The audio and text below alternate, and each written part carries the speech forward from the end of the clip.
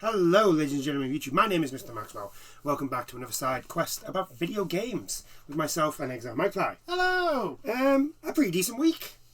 Yeah.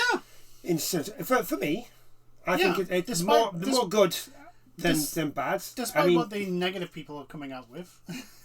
Yeah. On social media, but that's social media. To be fair, I don't think there's been about the whole things. I don't think that I've never really understood why people are quite negative about them. Basically, from Nintendo's and even Xboxes. Yeah, I think it's a mix between people who are expecting like really big new IPs to be announced, or like big sequels, and also the Xbox Copium crew. Yeah, which another thing with the Xbox group that are being like weird about this, like their showcase is in a couple of weeks. Because it's the Summer Games Fest soon. But the whole thing of like they're going, oh, this was terrible and all that, and it's like, do you not remember your last one? If this was Microsoft's, I mean, we're talking about the state of play, and people being disappointed in it, and I'm like, how high was your expectations? I mean, we did say like we were wondering what new IPs from like, and to be fair, we did get a couple of new IPs. Yeah, I think not many PlayStation first party ones. But that's fine. Which is kind of a little bit disappointing, but I'm thinking like,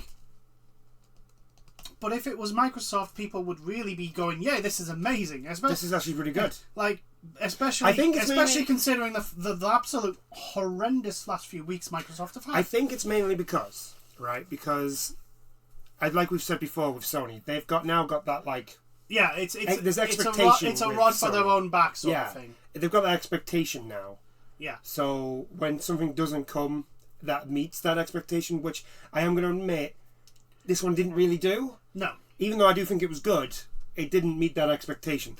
So look, there's a certain announcement that was like, yes, please, thank you very much. But we'll get to that when we get to that. But like to anybody who's going like, oh, it wasn't that good. Xbox piggybacked off this and put something on Twitter. Like, I'm sorry, no, go on. Like, if another company has to piggyback off your showcase, Microsoft tweeted, oh look at all these games that are also coming to Xbox. And the urge for me to go, yes, but we have God of War and you only have Redfall.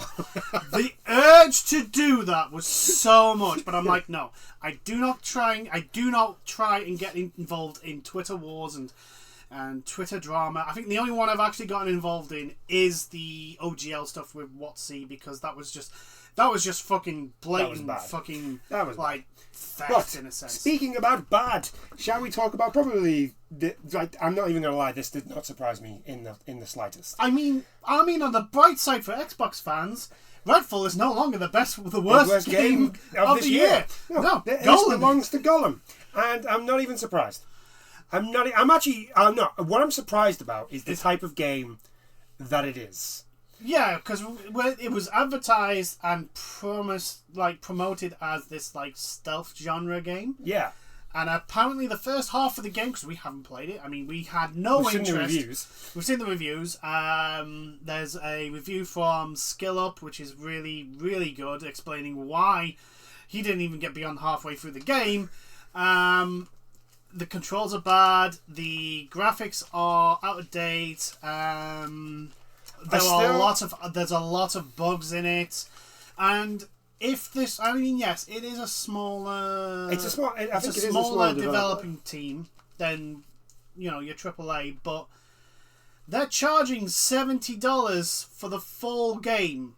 Yes, I know there's a $60 version, but that does not come with law-accurate dialogue behind a paywall. Are you fucking? Yeah. So yeah, no, this does not deserve any sort of. This is terrible. It is absolutely awful. It's like I still want to find the person who came. I need to find two people.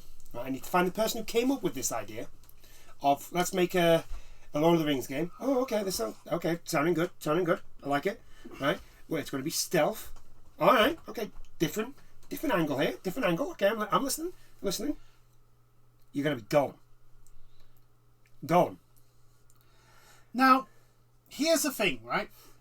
If you went, this is how Gollum got from Barad-dûr to, I think, when does he actually?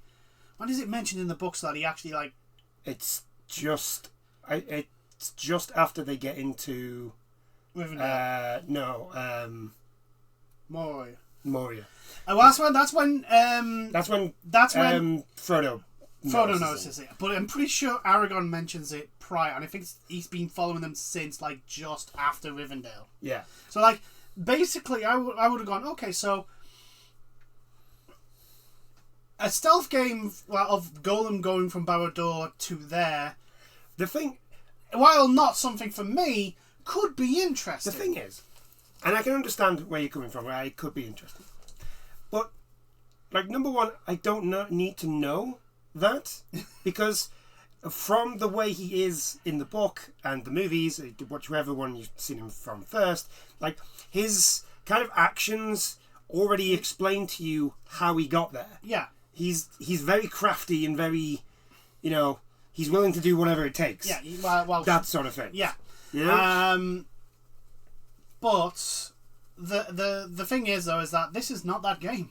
No, this is not that game. This is very weird. This is more like a life sim. Like I've watched like what involved in the game, and I'm like, why is there a pet mechanic? Why is there a pet breeding mechanic?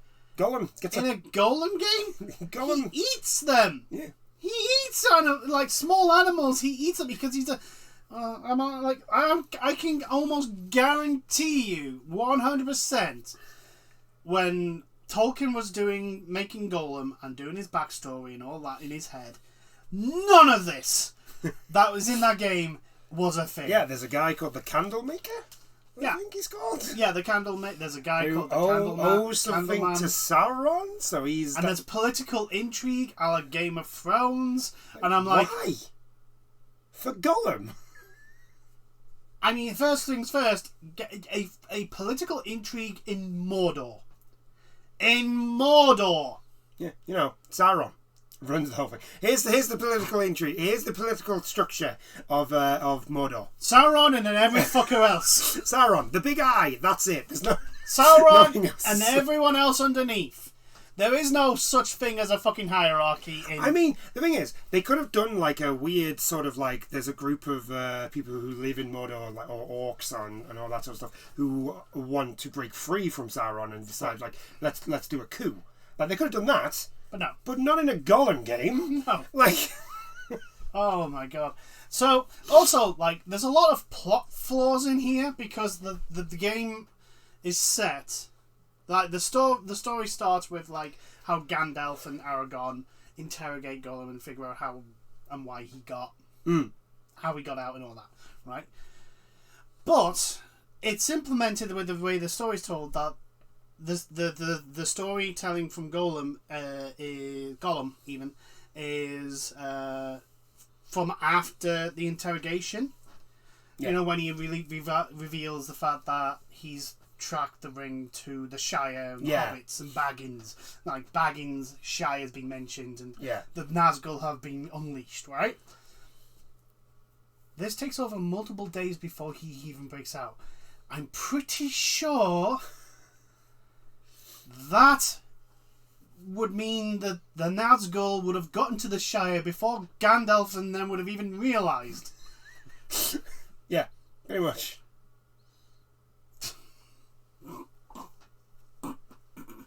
So there's a time consistency problem here. Yeah. Like, what the fuck? But it's all right because just like these videos, no one's playing this game. No one's playing this game. Apart from playing it to see how bad it is. But the developers have come out and apologized. I mean, I don't know to who, because I generally don't know anybody. I've seen people who have actually bought this game. No. Like anybody who has been excited for this game. I've not met anybody, nor have I seen anybody be like, oh my god, I can't wait for Gollum, the game, to come out. There has been some with like an interest in it to see it come out because it's something new. No. You're going right? you're going off. I've got an interest. No. I mean people who are like, yes, Gollum's coming out, guys. This is the one. I guarantee you, people would have still bought this game Maybe. At the $70 price as well. I guarantee. Oh no, they still need to apologise. I mean, it's an absolute. Although I'm starting to get really, really annoyed with the PNG apology picture. Yes. I'm getting. It's coming off now as really insincere. Just do this to shut people up. Well, we're sorry. You know, like the meme from South Park where the BP owner goes, we're sorry. We're sorry in front of a fire, but naked and all that shit. Yeah, it's coming across like that now, and I'm like, I don't want a PNG. I want you to actually make changes. I think the worst part is that we've literally had like 1, 2, 3 things all in a row. Yeah. They've been quite close together of all these things that keep happening, and then it's just a PNG. Well, let's be honest. Right? Over the last few weeks, we've had the debacle of Overwatch 2. That shouldn't be an Overwatch 2 anymore. They should really just... Do you know what? Let's go back on bashing Blizzard for 2 seconds. Revert back to 6v6. Fuck off with all your changes. Give us back what you had before. The thing is... Then I'll stop playing your game again. About that, like, I don't think they can, because I'm pretty sure they scrapped it. I think they've literally killed Overwatch 1. Like, yes, it's gone. I know. That's their problem. That is their problem. That is Blizzard. That is Activision Blizzard, Team 4, and Bobby fucking Devil Horns fuckface's problem. Bobby Kotick. If I got his name right.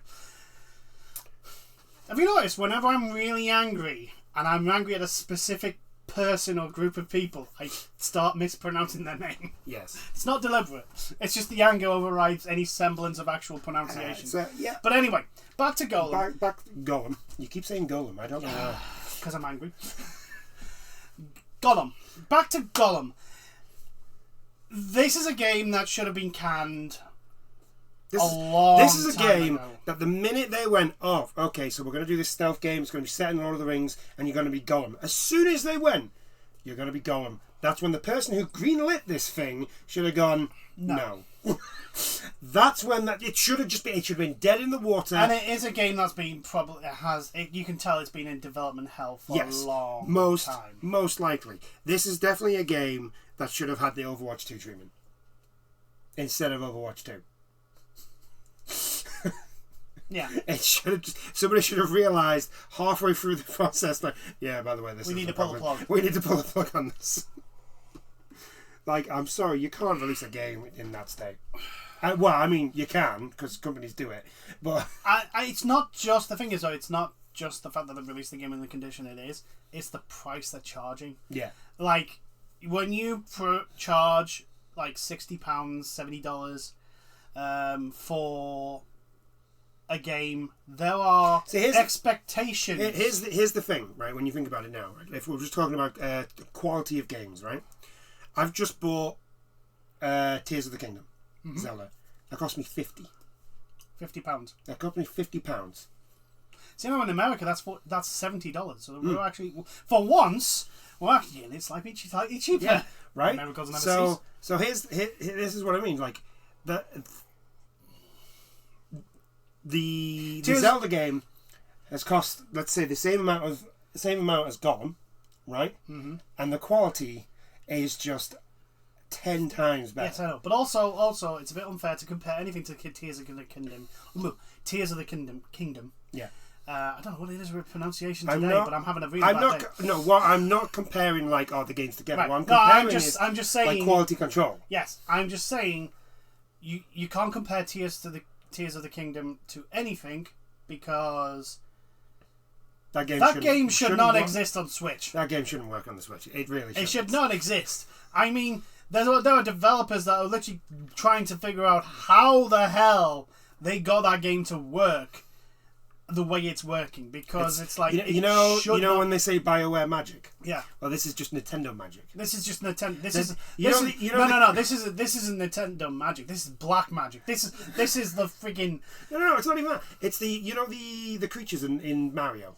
What it actually is Mario's actually real, right? And those magic people that are on the clouds and all that stuff. It's them.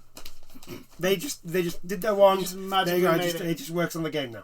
That is a team that knows how to literally make the fucking Switch its bitch. If I'm honest, I look at Xenoblade Chronicles 3 and I think, how the fuck does this work? How have you got these particle effects to work and not destroy your screen? Our system. How is the system not melting? But yeah, like every no, the one, I'm digressing just a little bit. The one worry I have now is companies like Activision Blizzard and EA and Ubisoft will look at Tears of the Kingdom and go, we want that crafting dynamic in our new games. But it's not. The game's not built around that. We don't care. You need to put it in. I don't actually think we have to be too worried about that right now. Mainly because we're coming off it, but we're still on that live service model. Yes, I know. We're still there right. At the moment. You're talking as if these companies are actually, the people in charge of these companies have an actual understanding of the market they're in, and two, are able to actually have some form of common sense. No. That's all they do is look at trend, what is popular, shove popular trend into new games. Yes, but the problem is, no matter what people making new games say. But the problem with that is that these people who have no idea how the market's running and can only think of really, let's make profit, right?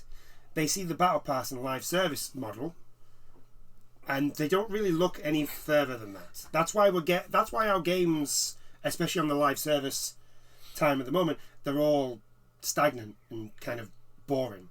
Yeah. Because the companies aren't actually caring about the actual game. They just care about throwing in a battle pass. Throwing in skins, stuff that you can sell, and that is it. Yeah. By the way, that's why Overwatch 2 died. But anyway, back to Gollum. It's just bad. It is. It's just a bad game. Like, they're going about we will make improvements and we'll release patches to fix the game. It's like, you're not fixing the game. Gollum makes friends with the Candlemaker. He makes friends with anyone. Like Gollum. He's a sociopath. Yeah, Gollum. Right. So even if you go off he has a split personality between Gollum and Smeagol. Smeagol is a craven, cowardly. Whatever he is, he does not confront anyone. He hides away from people. He does not do anything, and is dominated mostly by Gollum. And Gollum is a backstabbing, vindictive sociopath, spiteful, whose sole purpose is to obtain the ring. That's it. That is all Gollum ever wants to do. That is to. That's his sole driving force. Yeah, it is it. The ring. That is all it is. It has been Gollum is completely consumed by the ring. So the notion of Gollum playing political machination games, or even being closely associated, or even having a part in it, is just nonsensical. I mean, I'm pretty sure I called this. Not that it would be this bad. I expected it to be mediocre. I did not expect it to be as bad as it. I just expected this not to do well. Yeah. Because I was just like, nobody wants to be Gollum. Yeah, the only people that are going to play this are the people that have way too much expectation for what this is actually going to end up being. That, or people who just have way too much into Lord of the Rings. Yeah. And for it to come out as bad as this, it's just like, sorry. Was it Warner Brothers? Nope. Was it Warner Brothers release? No. Because I know Lord of the Rings. Here's the thing. Apparently, they have the license. They have a license to make another Lord of the Rings game. Oh, good lord! I'm sorry. No, you need to take that license off them because actually, speaking of that's how bad this is. Just to tell you, speaking of another Lord of the Rings game, apparently Amazon are making an MMO. Yeah. Of Lord of the Rings. So to be fair, to give Amazon Games its credit, New World is actually pretty good now. It had some hurdles to get over. Yeah. It did have some hurdles to get over, and it did release in a pretty bad state. Yes. But it's actually pretty good now. Yeah. There's a lot of good reviews out there. Yes. saying It's just a shame that, you know, like I said, we've gone past the point of being able to get away with releasing. Oh, yeah, this is what I'm saying. Like, this could be like, right, okay, so they've hopefully they've learned from New World. Yeah. Because if I remember correctly, New World was like a new studio, and a lot of them were. I mean, granted, it's a big ask to give a brand new studio an MMO to build. Make an MMO. It's a big ask. Make an MMO. But, I mean, the only thing you could probably do worse than that is make something that beats Minecraft. Yeah. There you go. That's like, wait, something that literally lets people do whatever the fuck they want and still works. Mm. Yeah, you know, like Tears of Kingdom's just done. Do you not understand? Do you not understand programming? So, no, I'm a CEO. Of course, I don't know programming. So hopefully they've learned their lessons. Yeah, hopefully this one could be good. Anyway, shall we move on? Well, yeah. Gorm I will just say, like some other people have said, I hope if the MMO isn't canned and goes all the way to full release, I hope it does. It's a better product than the last Amazon Lord of the Rings series tie-in that they've done. Oh my god! Rings of Power. That is one hell of a low bar. That is so bad. I watched half an hour of the first episode, and I was just like, "This is so." The acting is terrible. Here's the thing, right? Everybody is bad. Here's the thing. I am a Lord of the Rings fan. I do like Lord of the Rings. Right? Yes, I love sci-fi more than I do fantasy, but Lord of the Rings is still like one of the greatest stories of all time. Sort of. Oh yeah. Right. I didn't even bother watching the series. I saw the trailers and went, "No, this is a cynical corporate cash-in bullshit where it'll do a whole thing of like, we're inclusive. Look at us empower these characters because they have group A, Y, and Z. Look at us. Aren't you going to give us your money because of that?" I mean, to be fair, the whole marketing point was literally that. Yeah. For Rings of Power. It wasn't anything about the story. It wasn't anything about thing. It was literally just this is girl boss. Apparently they're getting sued. By who? Someone who made like a derogatory work based on Middle Earth type thing. Yeah. And he's basically saying they've stolen everything from his book. Oh. However, from what I've seen of it can't stand up in court. I'm like, you can't, like, there are similar sounding names to characters, but I'd be a bit worried. Actually, to be fair, I'd be worried. I would actually just denounce it. I'd be like, no, I didn't write that. What are you on about? This sounds awfully like your work. No, I didn't write that. That's shit. No, I didn't write that. I didn't write anything to do with that. Anything if it's only coincidental that it's. Yeah, I didn't write that shit. No, don't know what you're talking about. Oh yeah, it's a weird thing that. But yeah, so let's move on. Just two quick things, and then we'll move on to the PlayStation Showcase. Yes. We'll talk about. So first one, I'm not gonna lie, I have only picked this just to fill up a little bit of time. Basically, there was a rumor going around, and it was a while ago, and I think we did talk about it briefly, and we said this is not true. This is unlikely. But the rumor that Sony is buying CD Projekt Red has been debunked. And yeah, and again, as I've said before, if Sony are going to buy anyone, buy Konami, because Konami at the time were doing fuck all with their. They were the worst, but not the worst now. We're being nice. No, that's Activision Blizzard. That's Activision Blizzard. Activision Blizzard are the worst now. I mean, oh my god. Do you know what? I don't think I'm ever going to get over Overwatch 2. I honestly don't think I'm going to be able to get over it. No, I cannot believe. Unless they actually give us. The only way I get over Overwatch 2 is if they actually give us the PvE that they promised us, which they're not doing, so I'm never getting over it. Like, I think I'm more like, I can't believe I fell for the scam. I fell for it. That's what I'm like.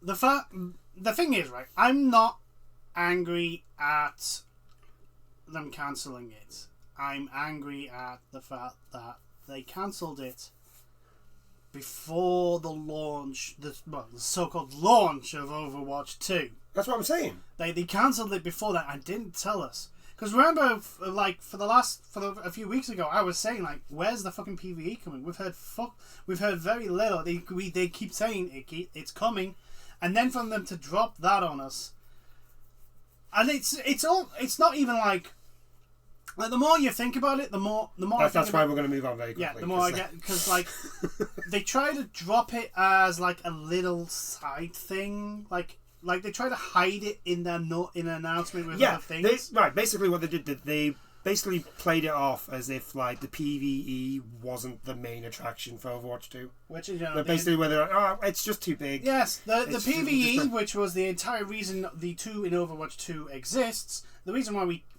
which is the reason why we killed the first game. Yeah, it's not biggie. We're just cancelling it. Don't worry. But don't worry, we've got great content for you. I mean, trust us. Trust us. We've only been lying to you for over a year, but trust us. But anyway, back to this. Sony are not acquiring CD Projekt Red. They never were. I actually don't even know. I think this came out not long after the Xbox. Yeah. Microsoft announcement that they were going to buy Activision Blizzard. It was very shortly after that, and we literally went, "Wow." We would not be surprised if Sony, in retaliation, did buy a studio. CD Projekt Red seems to be a bit of a weird one. Especially considering CD Projekt Red own their own... They own their own platform. They own GOG. So, it was weird that Sony would say... I mean, in one sense, it would be a counter to Game Pass. Yeah. Because Game Pass is technically Microsoft's own platform. Mm. Right? And Windows games. But, again, it was one of those, like, I'm not sure. Like, you've got to remember, Activision Blizzard were in such dire fucking straits. Their share price had tanked to a extremely low level. And basically nothing good was happening. No good news was coming out of Activision Blizzard. It was all terrible. It was all bad. And the people in charge were running around with la la la, can't hear any of this, there's nothing bad going on, I'm just going to bury my head in the sand right now. Yeah. And then, have my dividends from my stupid amount of shares I have just shoved in my bank in the Caymans. So Activision Blizzard, the attempted takeover of Activision Blizzard was, timing wise, was probably like Microsoft saw it and went, right, we can go for this now. Yeah.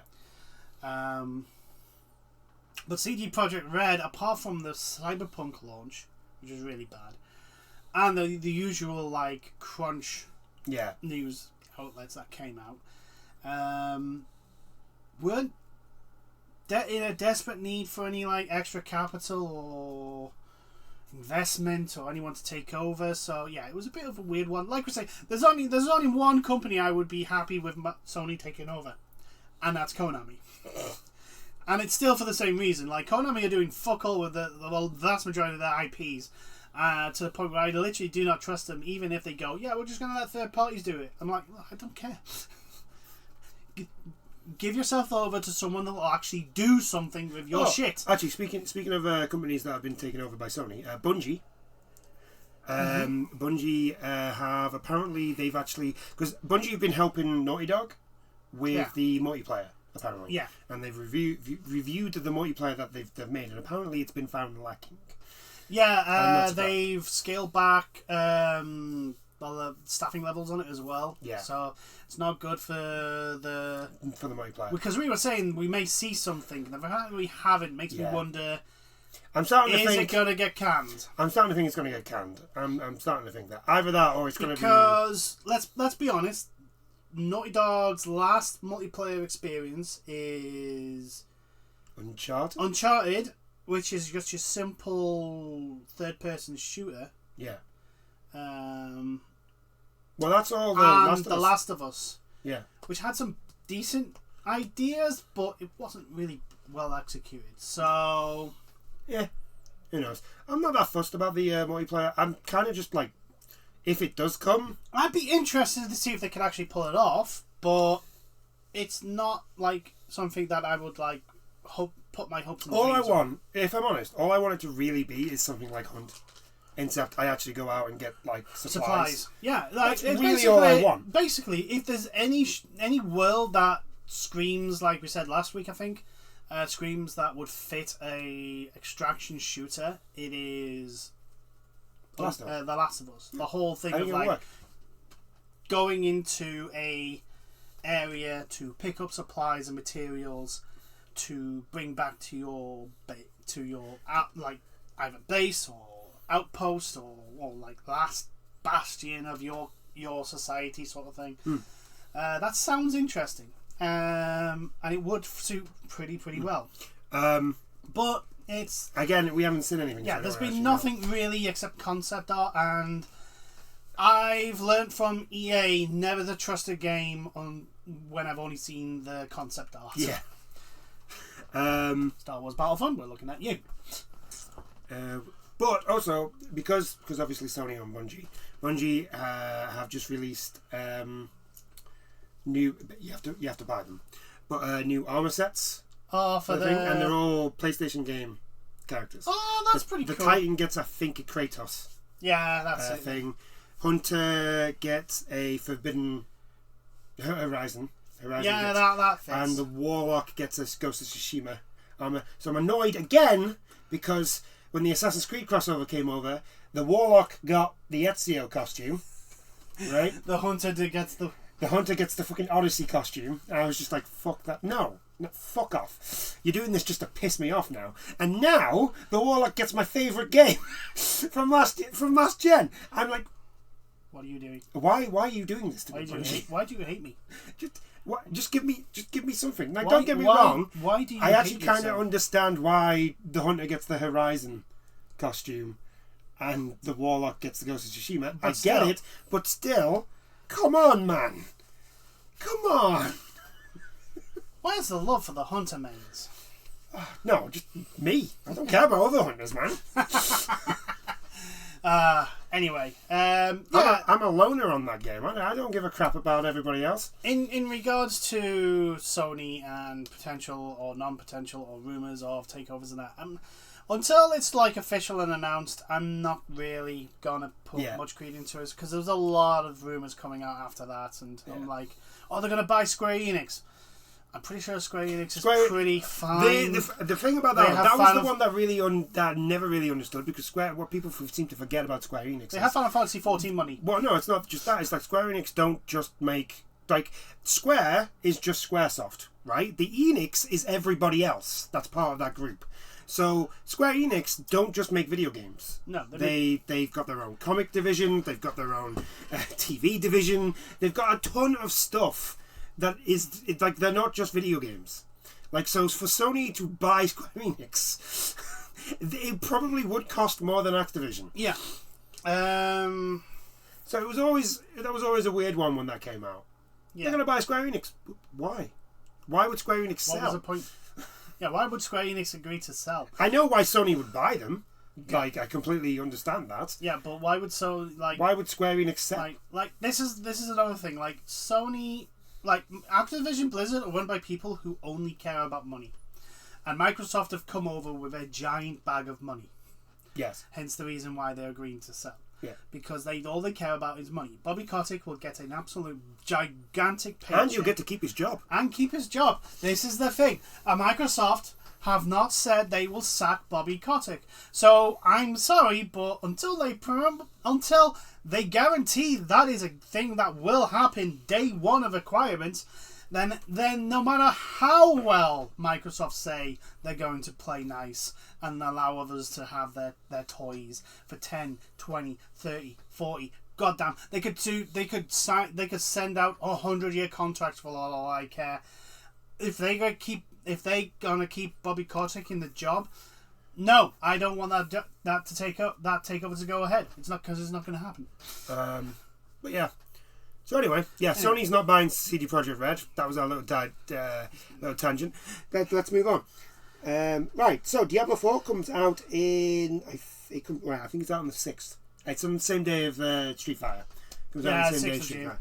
But you can obviously, if you've which a lot of people will have because this is the gaming community and it's what we do. I know I have. I've done it. I pre-ordered the game, which means I will actually get to play the game 4 days early. A lot of people who stream have also done this because I mean it's stupid not to. Yeah, I have not because I don't trust Blizzard as far as I could throw them. You're And waiting to see the end. since they are a massive corporation, it's not very far. You're waiting to see the end game. To be fair, that's what you're. I'm waiting to see what the actual end game is going to be, and whether or not there is any fucking bullshit in the end game. Because we've got to remember, the last game they released under the Diablo name was Diablo Immortal, and that was full of absolute bullshit microtransaction hellscape. But just remember, 2 million a day. 2 million a day that game was making. Yes, and that is why the gaming environment is the way it is at the moment, because people are too stupid to not spend that. I don't money. Think it's that. I think nowadays it's just time. People just don't have time. And True. So for a lot of people, it's like, oh well, spend a $5 on this, and you get to skip this awful grind.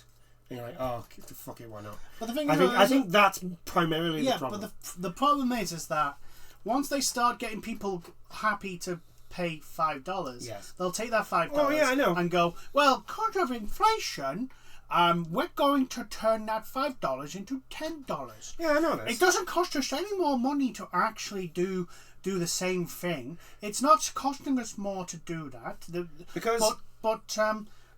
Bobby Kotick wants another 5 yachts, and we have to give him his 5 yachts because he does fuck all for the company. Because and just to bash on Overwatch again because it's fun. That's why the grind is so bad on the Battle Pass. It's to get you to buy coins, so you'll skip levels. Yeah, it's why it's so bad. Yeah. And I think. By the way. To the Overwatch team, thank you for telling me you're not having the PvE, so that I uninstalled the game, and I'm not having to deal with that bullshit grind anymore. I think. Cheers. So yeah, but anyway, moving back to Diablo 4. Moving back to the actual announcement that we want to talk about. They basically announced that they're going to do a historic reward awaiting for hardcore players that reach max level. So basically the first 1,000 players to get to max level, which will probably be a lot of streamers. Yeah. Well, it'll be a lot of the people. There'll be the diehard Diablo fans who have pre-ordered. Yeah. And they will probably get to the max level in day one. Yeah. Oh yeah. They'll get max level in day one. They will get to max level in day one. The question is, who's going to be first? That is the question. I tell you something, I do enjoy watching whenever people do raids, and it's because Destiny do this thing whenever they release a new raid. It's a race to first. Yeah. And I do, and a lot of Destiny streamers actually take part. Yeah. And they stream it, and I do enjoy watching the different streams to see who gets there first. It's actually quite fun because they all try and figure out how to do the raid. Yeah. I mean, granted, I lost interest in raids with the Siva raid. Oh, the House of Iron? Yeah, House of Iron. I can't remember the name. On the first in Destiny 1. Yeah. House of Iron expand. If I'm honest, it just was this is way too complicated. It was the Leviathan for me.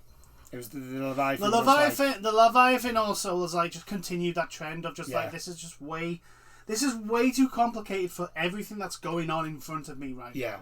I'm like, if I wanted a freaking MMO level of complication, I'd play Final Fantasy 14. Yeah. At least then, because at least then, do you know what I can do? I can take the camera and move it way back so I can see what the fuck's going on. But with Destiny, it's literally it's first person shooter. It's everything's in front of you, everything's exploding. It is just confusion beyond belief. It's just too much, and I was nah.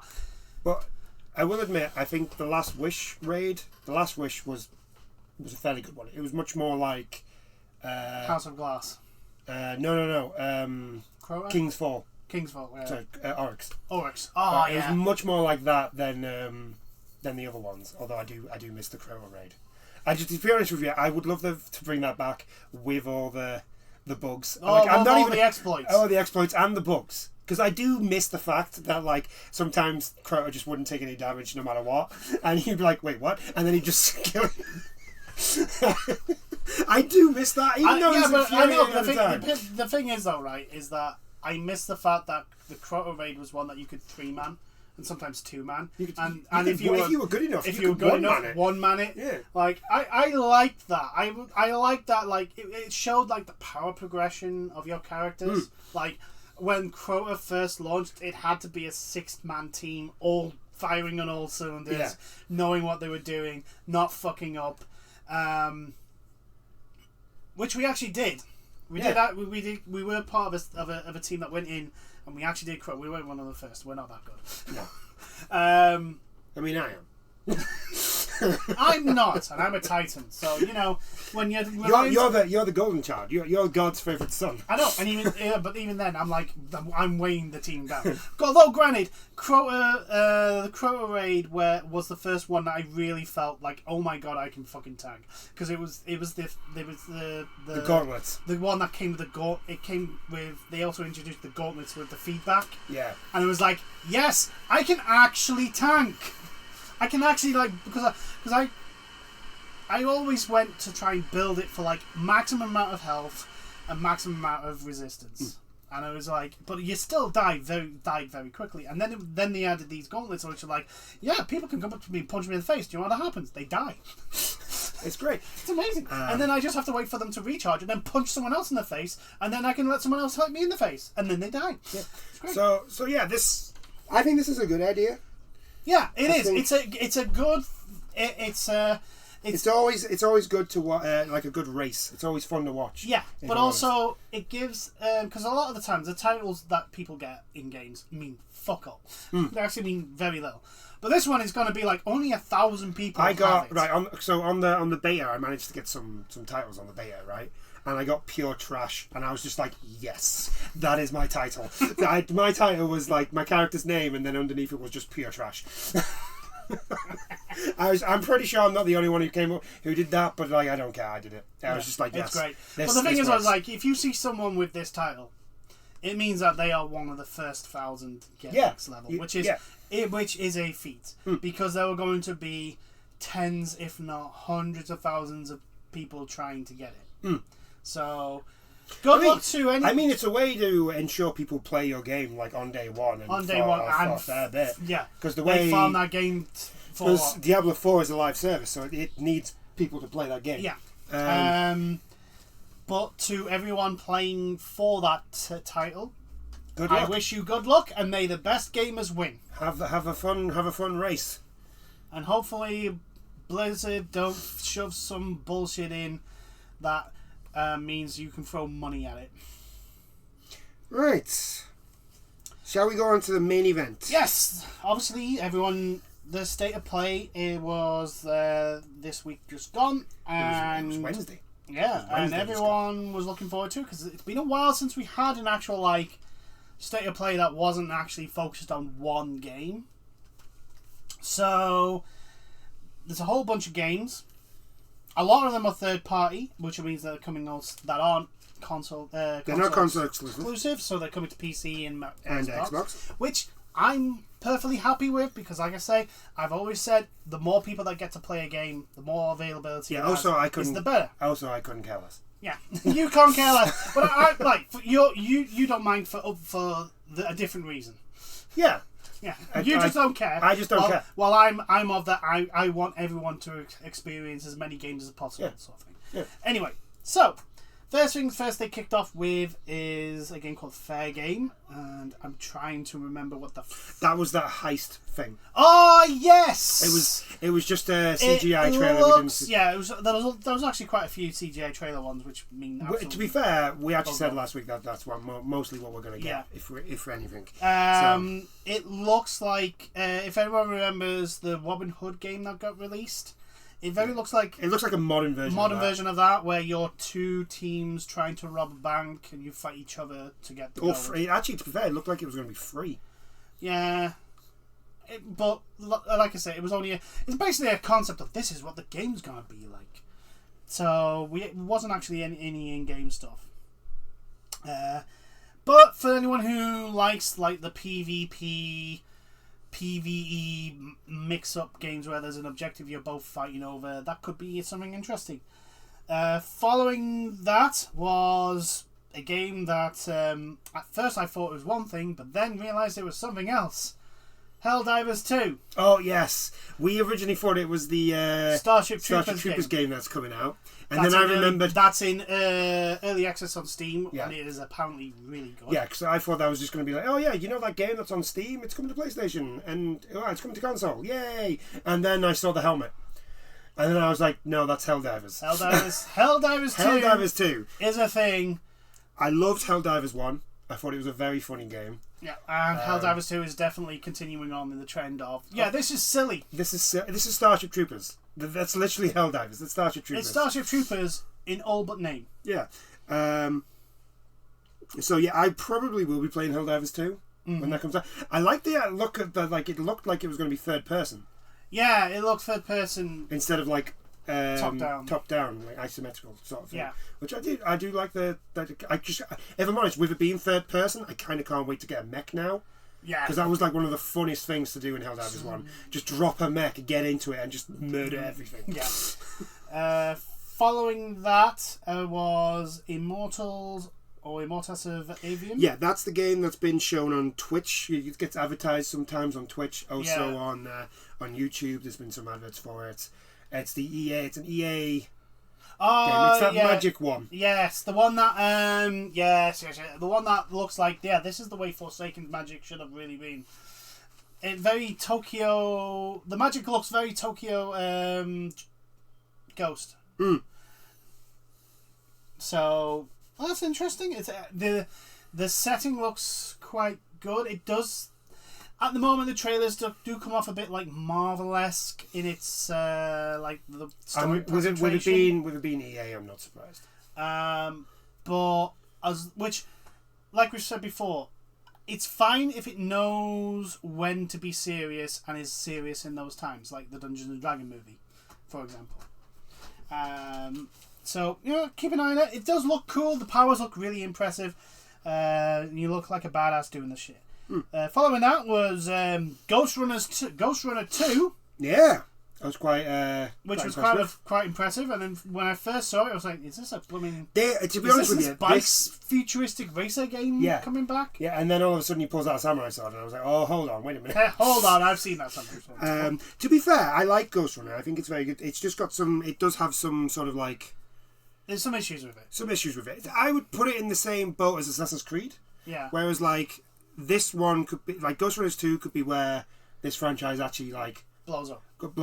If it's done right. If it does, if it fixes the things that like the problems that in the first one. Yeah, if it focuses on the things it got right and fixes the things it got wrong in the first game, then this will be definitely. I think Ghost Runner is going to be one of those games because it was always surprised me that Ghost Runner hasn't been as popular with speedrunners because it's literally the point of the game. Yeah, speedrunning to get through the level as fast as you can. Yeah. So hopefully this does well. Yeah. I'm hoping so. Ghost Runners, I think is a really good IP, and I hope it does well. As well. Following that was a game that looked. If they get the combat on this, if I don't know how this combat works. Oh yeah, I know. Phantom Blade Zero. Yeah. Oh my god. The combat was literally like straight out of freaking Crouching Tiger, Hidden Dragon. This, if I'm honest, unfortunately another game got announced a little bit later on. Yeah. Which blew this out of the water for me. But that's because of my personal taste. But like this was at the time, this was the announcement of the show. Like, the gameplay that we saw in this was absolutely phenomenal. Oh god, yeah. Like, it was. I like if we can actually do that in the game, which it looked like as flowing as it showed in game. Yeah, which it looked like it was. Yeah. This Phantom Blade's going to be amazing. It's going to be the fights that they showed were just phenomenal. Like I just can't compute how they got that to animate. Yeah, the way it animated, it was so fluid.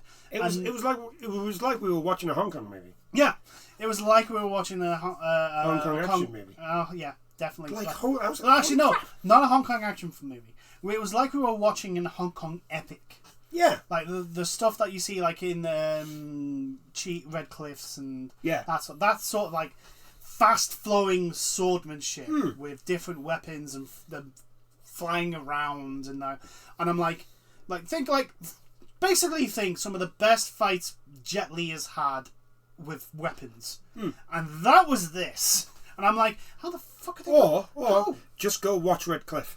Yeah.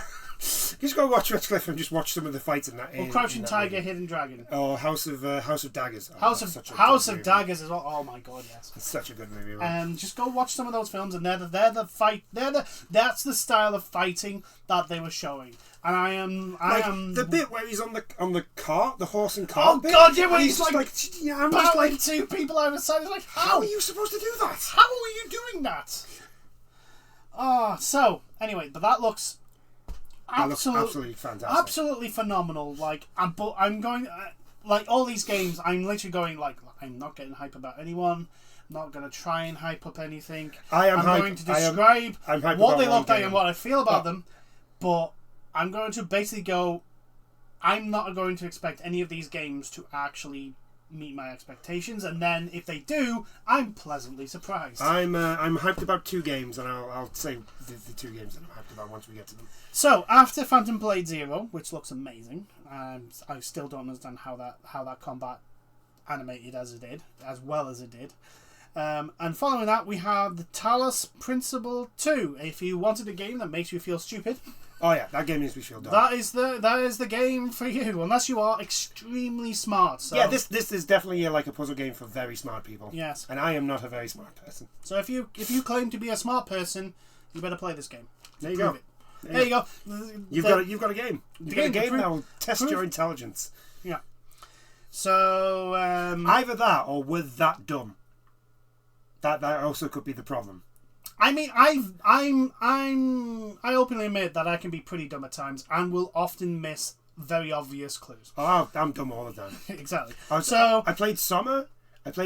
Yeah. And I was stuck in the first room for a good half an hour because I didn't realise you could pick up the chair and throw it through the window. Well, there's been times where there's been a clue for me in a game. Well, I've been playing Star Wars, and the amount of time it took me to realise where I needed to go was ridiculous. I was like, yeah, I don't know where I'm going. Neat. Anyway, what next? Next was Neva, Nevaa. Oh, that's the one done by you did. I don't know. Where are you? Oh yeah, the one who did. It's the one with the big wolf. Yeah, the big wolf that dies. That dies in the trailer. And there's a little cubby. No. Yeah, a little cub. Oh, yeah, it's very sad. So that looks like it's going to be like you're going to have a pet. That looks, I think. It's from the same people who did. I think you pronounce it as Geese. Yeah. And Celeste. And Celeste. So they're very, very like thought-provoking, narratively driven, but like.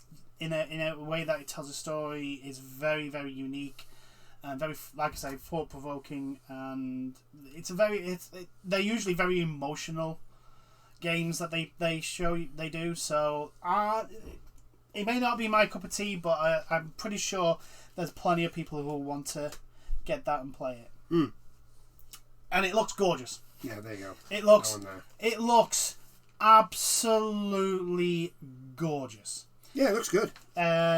Which their games always do. Their art style is very, very nice. Very nice.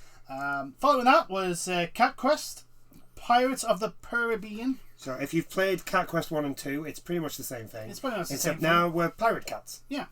I do hope this is a co-op as well, like Cat Quest 2. Cat Quest 2. I like the idea that you can be a cat and a dog. Yeah. I do like that. And the games are cute, adorable, and very, very pun-heavy. Which is what you want in those games. Yes. After that was Foam Stars. Now, the only way you can describe this is it's Splatoon with foam. Splatoon with soap foam. But it also actually looked like a hero shooter. Yeah, with hero abilities. Yeah. In a sense, Splatoon is Selmo-ish. Yeah, but you make your own. Yeah, I know, but like with the weapons that you pick up. This one is basically you pick characters from the rest of it. So it's a mix between hero shooter and Splatoon. I mean, we could be wrong. Those characters could all have been done in a creative thing. That is very true, but I doubt it. Yeah. They seem to show off like unique abilities, not. And if I'm honest, I am surprised it's taken this long for anyone else to try and do. I'm actually surprised that it looked good. That's what I was surprised at. It is, yeah. I was like, this it is actually only a trailer. looks okay. We didn't actually see... we did see gameplay. We did. I was more surprised at the fact that, like, I liked the look of it. Yeah. Than the fact that it was... It is, obviously, depending on how the launch is with multiplayer and all that sort of stuff. But I'm surprised it's taken this long for someone to come up with something to be like... I think the problem's been, it hasn't been that, like, people haven't come up with things that are like Splatoon. I think people have tried to not been able to come up with anything that's, like, distinguishes itself from Splatoon. Splatoon, yeah. So I think that's been the problem, and so somebody's finally got one that might actually work. Yeah. So Foam Stars is coming out. I don't think we got a release date, but that's in development.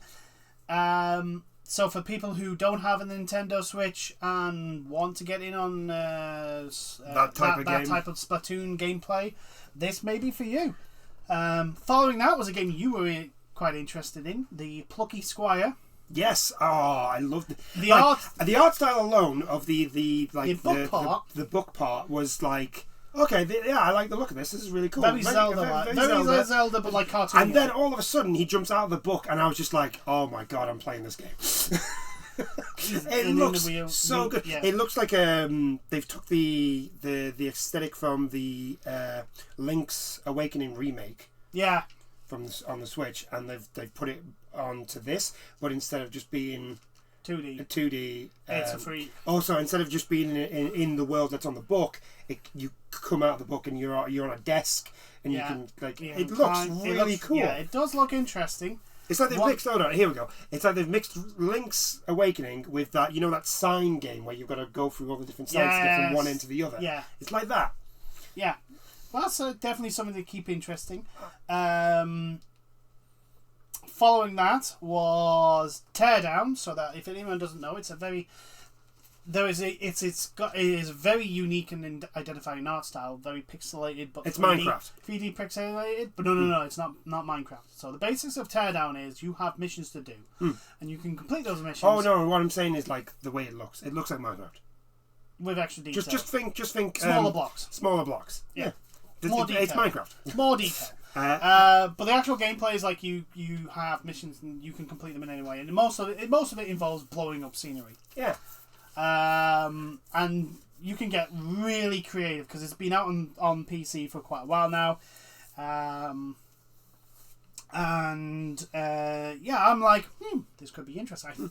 I do hope it's got like a co-op sort of thing, so you and your friends can do it. I was about to say, I cool. think it has, but I'm not sure.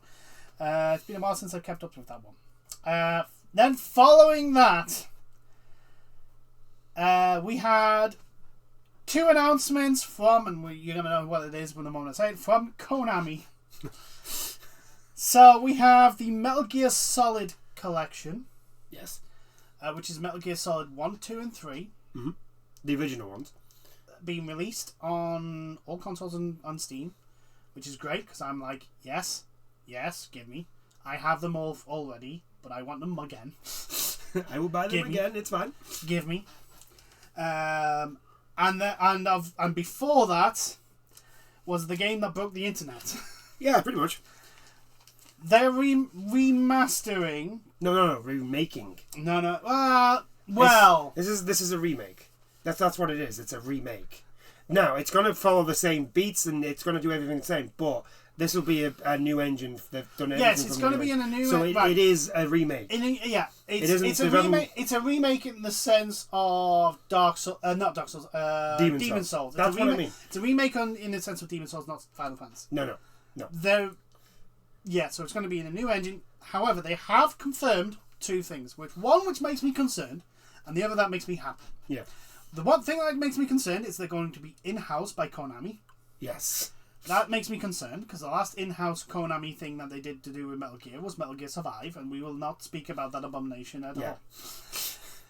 And the thing that made me happy was apparently it's the original cast they used, which is like, yes, David Hayter's Big Boss, everyone's who they were before, which means it's going to be the voice acting is going to be on fucking point. Yeah, even the one when they have to say those really ridiculous lines Yes. that are in that game, like the lule lo. That doesn't happen in 3. I know, but what I mean is like, for all the I've got the quote you want. I got the quote. Oh no, I'm Eve. Adam couldn't make it. Yeah, like some of the lines in the Metal Gear games are like, what? And the fact that they actually, they deliver them with such conviction, and it's done so well. And I'm just like, how did you not like burst out laughing when you did this? Oh yeah, like how many takes did it take for you to do this? So for example, the la lu lo quote. Yeah. The la lu You see, that's what I mean. Like that is basically anyone who has like Metal Gear Solid 4 explains it with the whole nanomachine stuff going on. Anyone who had it could not say Patriots. The Patriots. They couldn't say the Patriots. They could only say la lu lo. Right. Right? I can't remember the exact reasoning behind it, but it was all a whole Patriot blooming thing. Oh no, I just mean like there are some lines in those in all video games. To be fair, what I'm just saying is like the voice cast is that good. They're going to be saying some of these ridiculous lines like the la lu lo. It's going to be a very, very, very, very, very poignant moment again when we're shooting the boss in the head in that field of white flowers. It's going to be sad. It's going to be sad. Because we all know the actual... Although the main question of the game, are you just going to let the old guy just die? Oh, of old age! You're just going to let him just die? Or are you going to kill him? Are we going to get to that fight, pause, come out of the game, change the clock for... I think it was supposed to be a week. Yeah. You move the clock forward for a week and load it back in. He would die of old age. Yeah. No, well, firstly, I'm not doing that because I want all the blooming camos, and to get his camo, you couldn't just non-lethal him. You had to actually find him and hold him up. Oh. Because the non-lethal victory got you his gun, I think. Yeah. The Mosin Nagant. So... when I found that out, I was like, no, I'm going to freaking catch him. I'm going to shoot him in the head. What's even better is like that is one of the best boss fights in all of gaming. Like the fight against the end is across multiple frigging parts of a map, multiple zones, trying to find each other. This old guy in a bush who has a bird friend, which actually is in the trailer. It's that green bird that flies around. Who is actually spying for him. Yeah. So the trick is you have to neutralize the bird so that you can actually sneak up on him. Yeah. And then you sneak up on him and then you hold him at gunpoint, get him to drop his camo. And then you have his camo, the ghillie suit. Yay. Anyway. So there's that to look forward to. Yeah, I'm hyped, but I'm also are you in that point of like, please God, let this be fine. Fuck this up. Please God, let this be okay. Let it come out fine. Already right, and it's also not going to be called technically Metal Gear Solid 3. It's Metal Gear Delta, which basically means it's the same but different. But they've already removed the Hideo Kojima game. Yeah. Now, I understand Hideo Kojima does not want to be associated with the Metal Gear series from now on, for obvious reasons. He doesn't want to be typecast, etc. Yeah. But I still think it should be nodded to him that he created this. I think it'll be in the credits. I think they're actually going to put like possibly based on the game Metal Gear Solid Snake Eater by Hideo Kojima. That's what if I was different, that's what I would do. I mean, that has to be in at least. Yeah. At some point, probably at the beginning, like in the opening title credits. Yeah. They better have the Bond intro. Well, the music was on. Yeah, I know. They've got Snakey, and I think they're going to do the whole thing of like you have the opening mission, and then it's like a proper James Bond movie, which is why I love it so much as well. It's like he goes full Bond Kojima in this in 3. It's great. It is gloriously great. But yeah, that's. I mean, I'm happy. It's a. You're happy. That's you. Happy. Yeah, anything else that could get shown you. One, I now hide under a rock, and 2, I now pray to the gaming gods please do not let Kojima. Do not let Konami fuck this up. Yeah. All right. Moving on. After that was Towers of Agasha, which is it looked like a builder with Breath of the Wild type elements. See if I can find it. We were still buzzing off. I do feel sorry for the game that followed this Metal Gear Solid 3 announcement because everyone was probably losing their shit over it. Towers of. My handwriting's terrible. Right, it seemed to be a mix of Breath of the Wild, with Shadow of the Colossus, with like building elements as well. Yeah. I'm just seeing if I can find it. Are you trying to find a picture of it? Yeah, just so I can remember. Wink. It looked interesting, but it was clear like an early build that they showed. So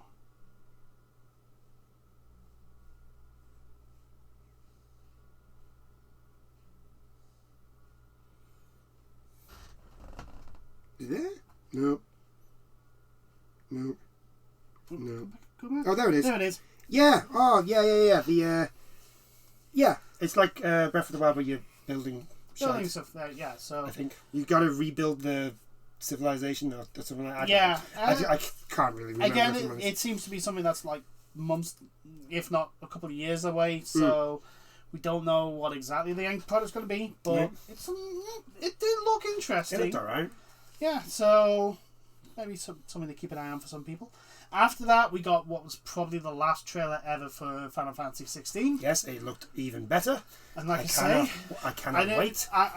Like I've said, if there's one thing Final Fantasy 16 and Bayonetta 3 has made me realise, we do not have enough kaiju battle games. No, we need more. We need more kaiju battles. But this is a soccer game. I don't know how. I don't care. Find a way to put a kaiju battle into that football game. Hey, maybe it will become a trend, and there you go. It'll be in everything. So I think there's nothing else to say about Final Fantasy 16 that we haven't already said. It looks gorgeous. It's Final Fantasy. It's made by the trailer. We actually saw the different. I can't remember what they're called. Dominers. That we saw the different Dominers for the different. We saw Garudas. We saw Titan. We actually saw Titans. Instead of in it's like armored. Yeah, we actually saw what he looks like. Shivas. We'd already seen Ifrit and Phoenixes. I don't think we saw Odins, and we don't think we saw Bahamut's. And I don't think we saw Bahamut's either. Well, if we did, we didn't realise that it wasn't obvious that they were like the Garuda and Shiva was clearly that they were the dominant for those those summons. It's looking amazing. I can't wait for it to come out. End of June. I know. Just over a month. Yeah. Following that, actually less than a month. Yeah, less than a month now. After that was it still exists. It's still a thing. It's coming out. It's Alan Wake 2. Yes, it actually looked pretty cool. It did. And then we're going to have to actually finish Alan Wake now. Yes. You know that. Yes. And then they decided to put some water on that fire and go, yeah, we're thinking of making it digital only. And I'm like, fuck you. Is it? They are thinking of making it digital only. Oh, that'd be a digital only release, and I'm like, why do you hate physical media? That's a bit of a shame. It's coming out in October. Yeah. As well. Anyway, following that, it also showed that you weren't going to just be Alan. Yes, we were going to be that FBI agent. Yeah, the female cop, the female FBI agent, at least. So multiple people, we're getting multiple perspectives, which is pretty cool. Yeah. I'm quite happy with that. Yeah, it's looking interesting. Following that, we had more footage from Assassin's Creed Mirage. Oh, we actually had proper gameplay this time. Yes. And it looks what I want. If you like old school Assassin's Creed, this generally looks like I'm probably going to buy this game. Yeah. Which I'm quite amazed that I've said that. Because I've been bashing on Assassin's Creed for a while. Considering it's Ubisoft, I would probably wait till it's launch. Because Yeah. remember, the last time they did an actual Assassin's Creed, that was Unity, Yeah. which was a buggy mess at launch. So just, I'd wait till the reviews come out because it's Ubisoft. Not because it may be a bad game or anything. It's just that it's Ubisoft. Their reputation. But it looked alright. I did actually quite like it. It looked like it was much more focusing on the stealth element, which is nice. Yes, which is what an assassin. Finally. It's like, oh my god, you're actually being an assassin. Holy shit. And that's being an assassin in an Assassin's Creed game. I know, right? Who would have thought it? Who would have thought? I know. I mean, it's a bit late. You're being out to Assassin's Creed already by one game. There's another one coming out that looks like it's going to out Assassin's Creed you as well. So, well, Anyway, following that was Revenant Hill, the 2D. That's the thing with the cat. Yeah, that looks the art style looks really nice. It looks cute. It does look cute. It's a very bold, contrasting art style. I do kind of am fond of that sort of thing when done well. My only question with the game is that because we still haven't seen anything of because we've seen it before. Yeah. What do you do? What exactly you do? Yeah, that's true. But if anything, Stray's told everyone, games with cats as the main protagonist are good. Yeah, they work. They work. People like them. Who would have thought? Who would have thought? All you need to do is a meow button. Yeah. That's really all you need. Yeah. Following that, another game that hadn't heard for quite a while, Grand Blue Fantasy Relink. Now this is one of the games that I was actually quite hyped about because I've been quite hyped about this since they announced it. Now they originally came out and said, "Yeah, we announced it too soon." It was a bit, and they apologised for that, which was kind of funny at the time. Yeah. But I've generally been looking forward to this because I'm pretty sure it's a multiplayer game. And I think it is just it's like a 4-player not top down, like 4-player third person action RPG game. And I'm just like, yes, give me that. Give me that. They showed off some of the characters that you can be by the looks of things. Like it's got if you know your Grand Blue lore, you instantly recognise the characters. Yeah. I mean, I instantly told you it was Grand Blue, but the minute I saw the lass with the pigtails, I was like, I know exactly who that is. Yeah, that's Grand Blue. So yeah, it actually looks really cool. It does. It does look really, really cool. It does the thing that I like with action RPGs, where the stuff you can do with certain characters looks cool as hell. Yeah, and I just want more of that. So, yeah. That's apparently coming out this year as well. Yeah. I think fall. It said. Yeah. So end of the year. Yeah. Then they went on to Street Fighter 6, another trailer that is probably going to be the last one you see before launch, because Street Fighter is out next week. It's out next week. It's out on the 6th. Holy shit! It's at the same time as Diablo. Same time as Diablo, on the same day as the anniversary of the D-Day landings, for anyone who wants to know. Yeah. Again, there's nothing else we can say that we haven't already said. It looks good. The story mode looks actually interesting.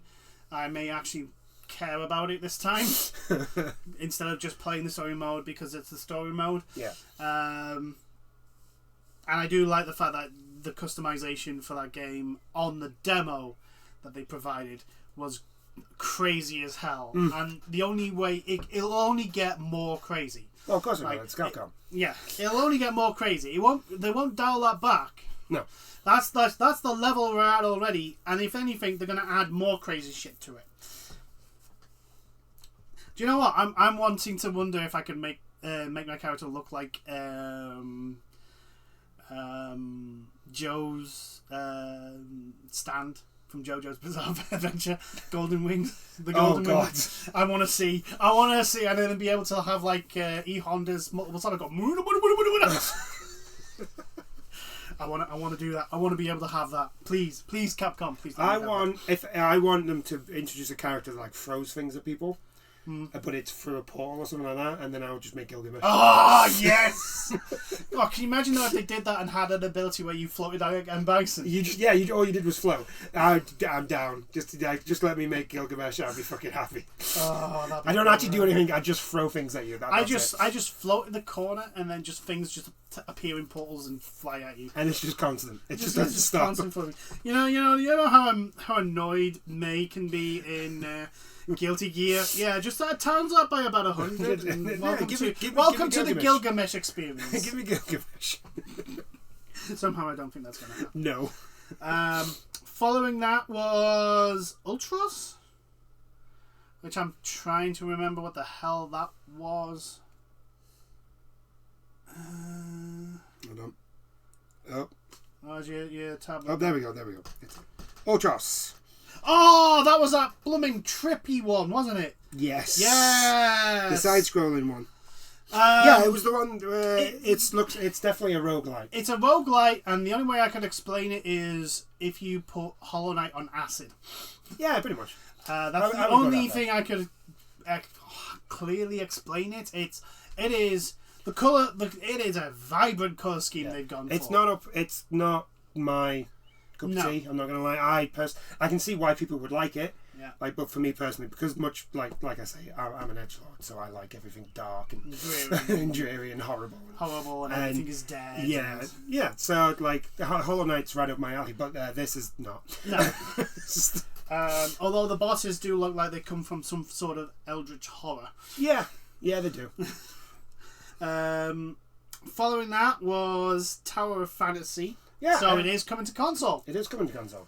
So for anyone who, I think it's only coming to PlayStation. I don't think it's coming to.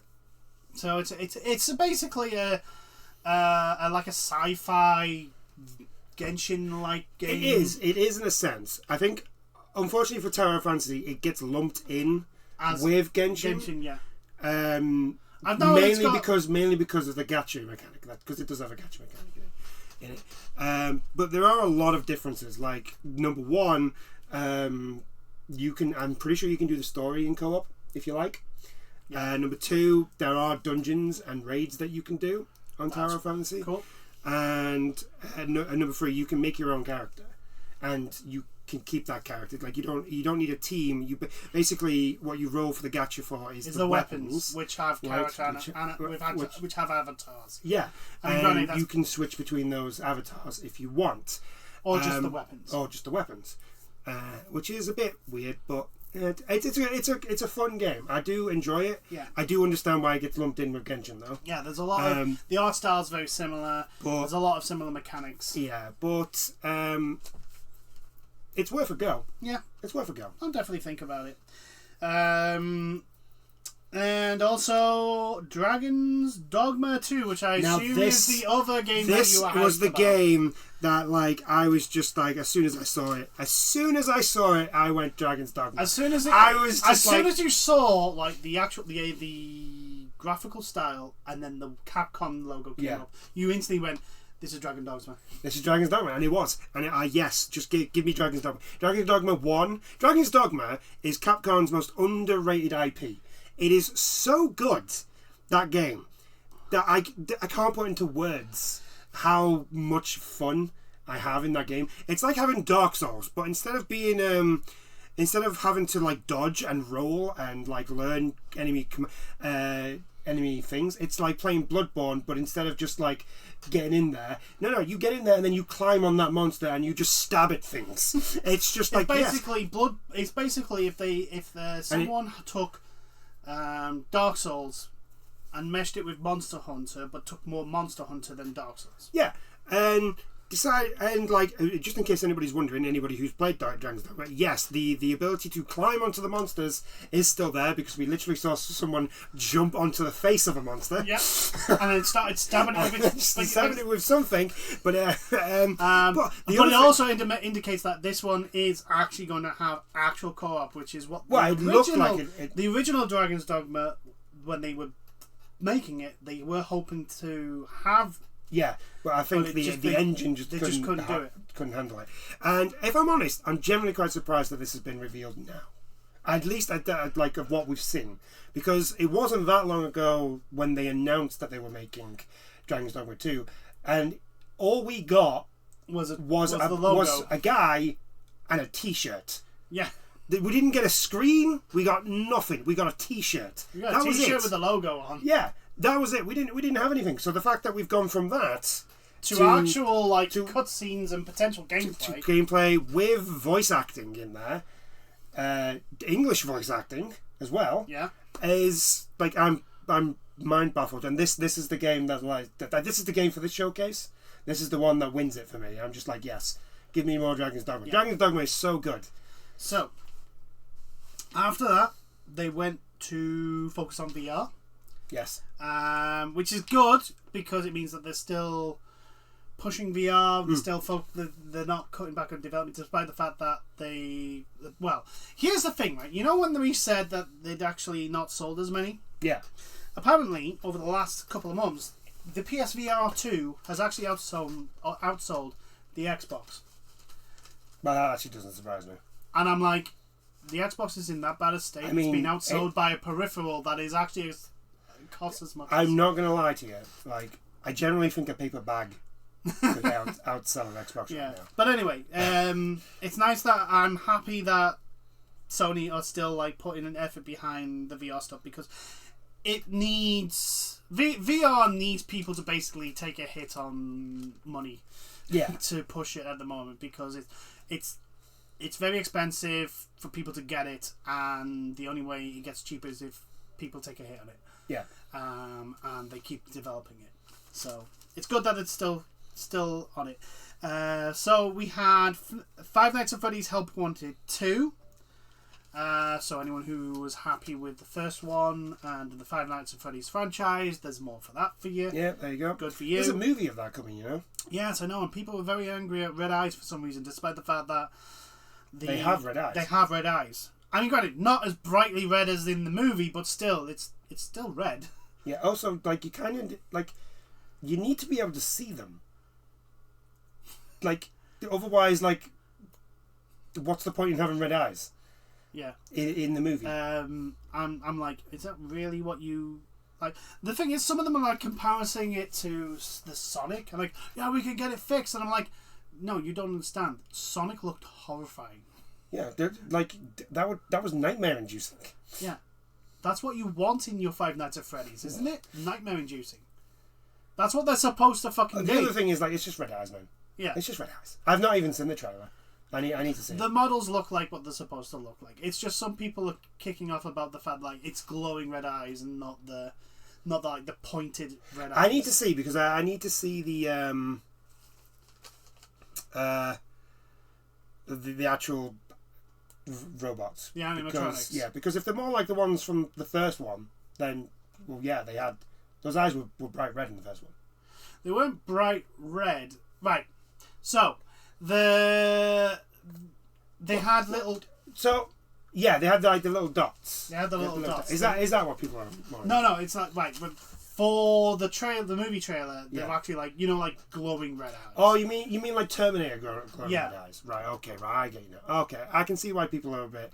Okay, but it's still it's not gonna. That's not gonna change. Like, you need an indicator that like because this is a movie and people are going to be watching this who have never heard of Five Nights at Freddy's. Yeah. Right. You need something to tell the people other than the fact that they're these big robots that they're actually evil. Yeah. So an easy way to do that is just to make their eyes red. Yeah. It's what people. So anyway, there's Help Wanted 2. So, okay. More lore for people to go. The Help Wanted 2 looks more to do with sister location. Yes. So that's which a thing. Be very interesting. Following that was Resident Evil 4 VR, which looks cool. Which looks amazing. The fact that you can parry and shoot. And shoot at the same time. Give me that shit. Yeah, that's pretty cool. But again, it's going to be the same sort of thing as like Resident Evil Village and 7. Yeah. VR, where it's basically the game but in VR, which is perfectly fine. Yeah. Then they did Arizona Sunrise 2, so the zombie shooter with more zombie shooting, but now with a dog. So my question is, can you pet Doggo? You must be able to pet him. It's a VR game. You have to be able to pet the dog. It must. It would be weird if you couldn't. It would be weird in a VR game that gives you a doggo not to let you pet the doggo. After Arizona Sunrise 2 was Crossfire Sierra Squad, which looked like your modern day shooter type VR game. Yeah. Not much more to say than that. It was very, very similar to all the other stuff that you see. Following that, it was Synapse, which is again another shooter, but it's a shooter with powers, and it's like you're going into the mind of someone. Yes. They had shown footage of it before, but now we get a little bit more detail what the actual game's actually about. It has David Hayter voicing the antagonist. And it's going. It looked very super hot. Very super hot. Very the art style I kind of like as well, but also like the fact that you can like grab boxes and just fling them at people is pretty cool. And then they announced that Beat Saber is coming to the PlayStation VR 2. Because of course it is. It's Beat Saber. Yes. It's on everything. And also, like, for anyone that says, but the PlayStation VR 1 does, yes, but nothing on the nothing on the VR 1 can work on the VR 2. Don't ask me why. I'm not Sony. I don't know why. I'm not. So, anyway, but that was the end of the VR stuff. Mm-hmm. And then we had Bungie announce their new game. Yes, Marathon. Now, Marathon is actually an old. It's an old game. Yeah, it's one of their first ones that was out on the Mac, I believe. So that's how long ago it was. It looked very like animation style. It looked very System Shockish, kind of like back in the day, like that sort of like 2D sprite looking. This, however, is apparently it's going to be an extraction shooter. Yeah, so give or take whatever you have. We didn't get really anything gameplay-wise. It was just a trailer. Yeah. But, I don't know, Bungie, they're very good at gunplay. Yeah. They're very, very good at gunplay. Like, their gunplay from, like, in Destiny, in Halo, in the Halo games they did, has always been good, so... Whereas, like, I think, mainly because it's an extraction shooter, and, like, I've got Hunt... and I play DMZ on COD. Me personally, as much as I do like Bungie, I'll have a look at it, but I'm not going to be putting much. I think at the moment the extraction shooter is the next genre that they're going to jump in on. Yeah, because they can get a lot of games to work in an extraction shooter type game. So I think that's the next one. That's the thing that's going to replace the Battle Royale. Yeah. In a sense, where they're just going to add an extraction mode, or there's a whole bunch of extraction shooters coming out. That's fine. But yeah, like I said, I'm probably going to have a look at it, but it's not something that I'm going to probably put a lot of time into. Mm-hmm. And then, sticking with Bungie, they showed off the final shape. The final shape. They showed off a teaser trailer for that, which is, I think, isn't it the final story? It's the end of the Light and Dark saga. Yeah. And they've revealed that Nathan Fillion is back as Cade. And who is dead. Part of me was very confused, while the other part of me was like, that's Nathan Fillion. Nathan Fillion, like, it's not Nolan North, like in Forsaken. No. It's actually Nathan Fillion. And they confirmed it is. Confirmed it is Nathan Fillion. I was just like, the part of me was confused, and the other part of me was like, really happy. Like, because look, Cade is everyone's favorite character. Yeah. And there's a reason why I fell off Destiny after Forsaken. There's a reason why I fell off Destiny before Forsaken, and then came straight back for Forsaken. Yeah. Because it was like, they've killed Cade. What? Yeah, actually, you know what? You need to, because it's on sale now. It's on sale on the PlayStation Store. I think it's on sale on Steam and Xbox. It's on sale everywhere. But there's they've got, I think it's called the Legacy Collection. Or if all you need to get is Witch Queen. Witch Queen and Lightfall are on sale.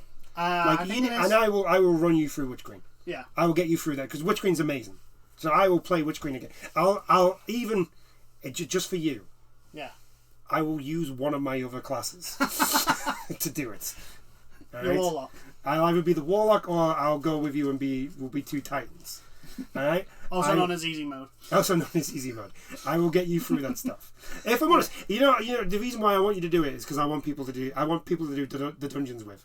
Yeah, I may jump back into Destiny because I like the gunplay, but I'm like, it is the whole thing of like, oh, do I have to do all this shit again? All honesty, like it's a lot better now than what it used to be. It's like since but yeah, with Witch Queen, it's a lot more digestible. Like you don't have to keep randomly. It's like basically you get your weekly and your dailies. You can usually get them all done in a day, and not even a day. I get my stuff done in I'd say about 2 hours. Yeah. Because mainly because I'm with randomers and they just like run through everything, so you have to just keep up with them. And you can just like I said, yeah, you can get them. You can get all your stuff that you need to do. Like I don't do PvP, so that's fine. And I just do the stuff that's PvE, and I get it all done in about a day. And I go up 10 levels on my battle pass. Ah, that's good. And I just like spring up. Yeah. So yeah, it's worth getting back into now. Yeah, I may jump back in. I'm off next week, so that'll be probably, if I do, I'll probably during that time. I'll do it with you. I'll even stream it. Right, so following Destiny, there was hold on, just to finish off on Destiny. Yeah, Destiny, the final shape. We are inside the Traveller. That's where it was. We were inside the Traveller, and Cayde was alive, and that's really all it showed. Yes. Now, I am wondering what they're going to do with Zavala, because obviously I have a feeling. What I want to happen, and I think this should happen. I want Zavala to die, because I don't want anybody else to play Zavala. No. Lance Riddick was Zavala, right? So what I may have, as a Titan, have problems with Zavala. Yeah. But he is still my. Yeah. He is still my leader of the Vanguard. I want Zavala to go out like a Banff. Like I want basically the city is getting attacked. And it's just Zavala. It's Zavala and a few other Titans and maybe some Hunters and some Warlocks. Everybody else gets taken out. Zavala's the last one. And so he's just like, fuck it. Yeah. I'm gonna die now. So I'm gonna be the wall to get everybody out. And so it's just like the Witness and the Darkness just throwing everything at Zavala. Yeah, and Zavala's just holding it off. Just like having like an absolute unbreakable shield that just kills him. And Zavala is just like, he's fighting everybody, and then he loses his ghost, but he still keeps going, he doesn't stop, and then, I don't know, the whole Boromir moment. Yeah. He gets hits. Yeah, he just gets back up and he just keeps fighting. Like like he gets hit, he drops his gun, he just appears out of nowhere, fucking minigun, like he just starts shooting and everything. Yeah. That's honestly, I think Zavala should die, but I think he should go out purely as a Banff. Nothing's getting past him. The only way you're going to get past him, anything's going to get past him, is if you die, and he just takes out just the hundreds and hundreds. Then I think, I don't know, maybe like the actual Witness is the one that stops him, because Witness basically just stops and goes, right, fuck this, I can't be bothered anymore. Just like clicks his fingers or something like that. I want Zavala to go out. I don't want him to be off screened. That's the one thing I don't want. I don't want him to be off screen because Zavala's like with Cayde and Ikora. Ikora is the same. Like if we're going to take Ikora out of the game, you've got to take her out on screen. Like you can't have her just go away and not be anything anymore. Yeah. I wonder if that's why they're bringing back Cayde. It might be because they probably had Zavala. Cayde's going to do what they had planned for Zavala to do, and obviously with. I mean, if that is, I'd be a little bit disappointed because I'd rather them bring up one of the other Titans. Like, it would be nice, maybe Saint becomes the new Titan Vanguard. I mean, they're going to have to do that because Cayde's a hunter. The other thing is, these are the questions, like, with Cayde being alive, is Cayde now going back be the Hunter Vanguard? Yeah, or is it... Yeah, but the thing is Cayde actually alive? Or is he only in the Traveller? In the Traveller because he was a Guardian? Yeah. These are the questions. These are the questions that I'm asking now. That's out this year as well, I think. Yeah. The final shape, so I'm looking forward to that. So there's that. There's a lot of They've questions. got a lot of questions now. Which, again, Bungie, man, like, this is the end, right? You're not supposed to be asking more questions. You're supposed to be answering them. Not like I still don't know what the veil is. This whole thing for Lightfall, and I have no idea what it is. Now, I'm assuming it might have been answered in the raid, which I can't do, because I'm a loner. But still. Yeah. Anyway, after Destiny, there was what can only be classed as a teaser trailer for a game called Concord. It involves space and travelling. Yes. That's all we know. It was very, I want to say 70s art style as well. Yeah, it was, wasn't it? So maybe go with like what was going spacey for 70s. Maybe that. Maybe. But I anyway. have no idea. Following that was the reveal and a confirmation of Project Q. So there had been rumours going around that Sony were trying to make like a portable console. Basically, a Switch version. Yeah. Of the PlayStation. So it's basically a tablet that attaches to your PS5 that you can play anywhere in the build. It doesn't look anywhere in like the house. Yeah, you can leave. I don't think you can take it out. No. There are rumours that the battery life is only 5 hours, which, if that's true, that's gonna suck. But in one sense, I'm like interested in getting it because at the moment the way my room's set up, I really stream that well console games because unless you actually stream from your console. Yeah, unless I actually stream from my console, which I haven't actually set up. But I can't stream from a console in an ideal way at the moment. I would have to get something showing my Twitch chat that no one watches and therefore nothing comes up. But anyway, it's fine. I just don't. Most of my content's boring on Twitch at the moment anyway because I'm just practicing. It's fine. Anyway, so that may be something for some people who have a PS5, want to stream their PS5 but don't actually have a good setup to enable them to at the moment. So it's a good maybe a good stopgap. Apart from that, I don't see an actual purpose for it. Because I'm like, if I'm gonna play my PlayStation, it's like the PS4 and the Vita connection. It was cool to do because I played a level of Killzone Shadowfall on it. It was pretty neat to do it, but I don't see the. I think the purpose of for it. me would be like for me, that doesn't mean I'm going to do it. It's just more I could be downstairs. Yeah. Instead of cooked up in here. Yes. If your room gets as hot as it can do, you can still play your PlayStation but move it downstairs just go into the downstairs. cool. Yeah, so it has some purposes, but it's another one of those that's just like, I'm why? not sure. I don't think this is going to do much. Yeah, like the thing with the Switch is that it is actually portable. You can take it anywhere you go and play your games on. Yeah. So I don't know. I mean, it's neat tech. It looks nice. I just don't see. The question is why. Yeah. And I don't see any reason. I don't think there was a need. Yeah. It's not filling a need in from what I can see. But then again, I don't know. It depends what they come out with.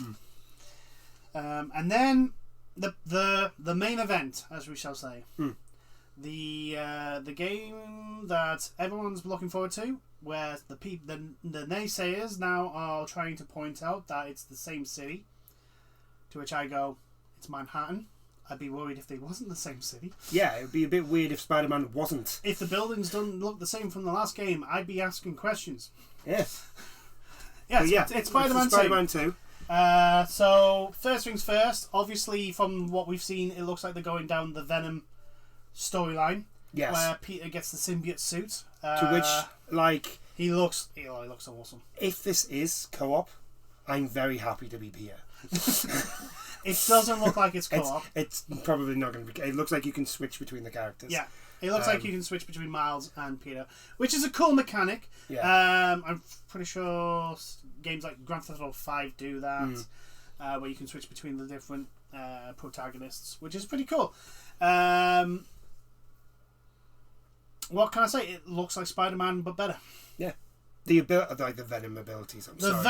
They stepped. I know. So on some people on social media were saying, "Oh, the return of Bully Peter," and I'm like, "No, this isn't Bully Peter. This is Angry Peter." Yeah, this is the Peter from the comics. This isn't Bully Peter. This is the Peter Parker symbiote in the comics, where it was basically taking his anger and fueling itself through his anger, and so it would just constantly make him more angry. We've seen Kraven looks amazing. Kraven, from the looks of it, Kraven's going to be like a main villain for at least part of the storyline. Obviously, it's for anyone who knows the whole Venom story, there is going to be Eddie Brock at some point. There is going to be the Eddie Brock Venom symbiote. Yeah. At some point. There was probably going to be from what I think, there's going to be probably a fight between Miles and Peter. Oh, Peter yeah. Goes off the deep end. It's going to be, right, it's going to happen the same way. Yeah. So, like, it's going to be in the church. But it's going to be Miles who hits the bell. Yeah, that gets the symbiote off him. Yeah. And then the symbiote finds Eddie Brock and they merge and become Venom. Perfectly fine. Perfectly good. We also now know Lizard is in it.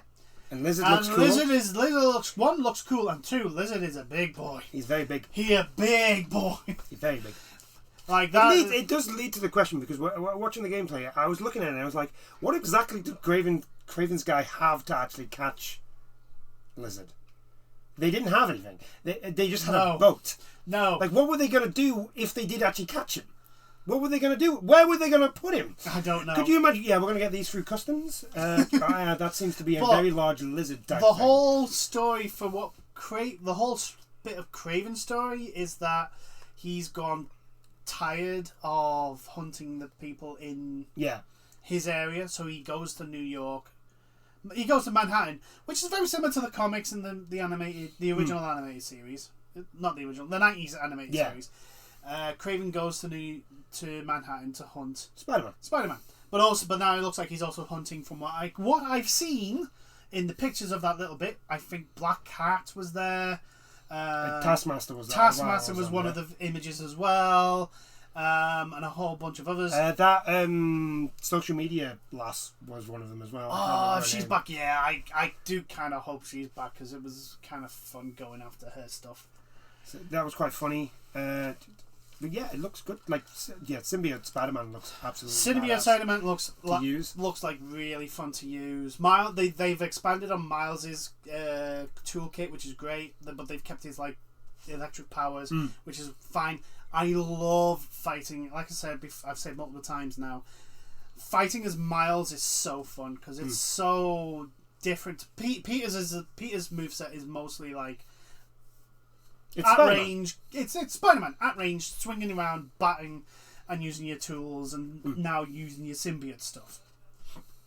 While Miles is it's more aggressive for Miles. It's like, get in there. Well, I don't know. After watching the symbiote freaking Spider-Man, Symbiote Spider-Man is very aggressive. My God, Symbiote Spider-Man is very aggressive, but it is still very like at range.